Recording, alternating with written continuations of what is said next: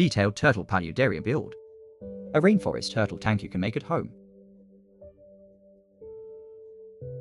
If you enjoy DIY, you can follow along.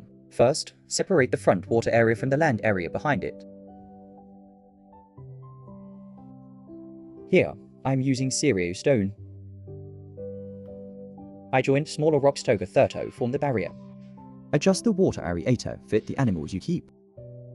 This tank is mainly for turtle with small fish and shrimp in the front section, so the water area stays compact. This foam structure guides the filtration flow. It helps water pass through each filter layer.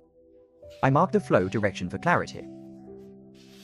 Water enters from the inlet, passes through the filter media, then reaches the pump.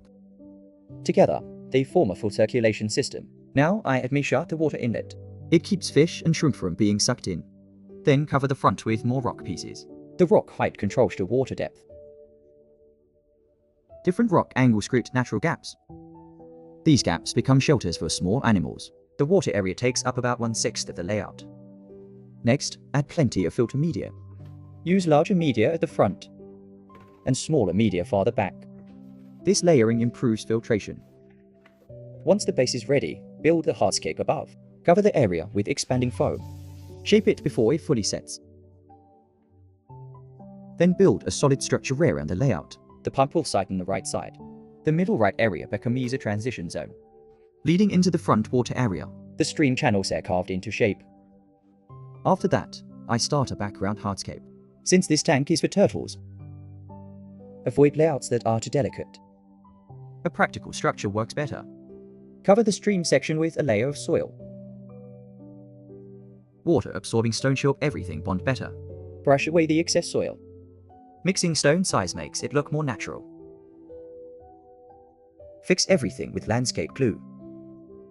Once hardened, the stream becomes one piece. It is strong enough to handle turtle activity.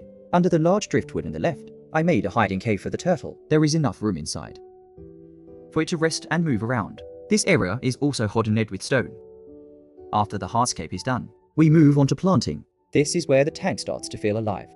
I use water-retaining cotton for moss and roots. It keeps moisture in and helps plants attach. There are no strict plant rules.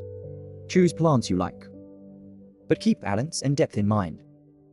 Use thicker plants in the foreground. Use taller plants toward the back. This creates better depth. I chose hardy plants to reduce turtle damage. The result still looks natural.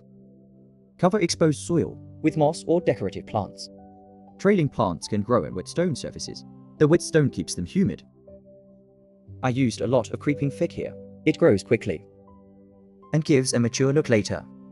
I added small plants near the stream junction. Pine branches go inside the hiding cave.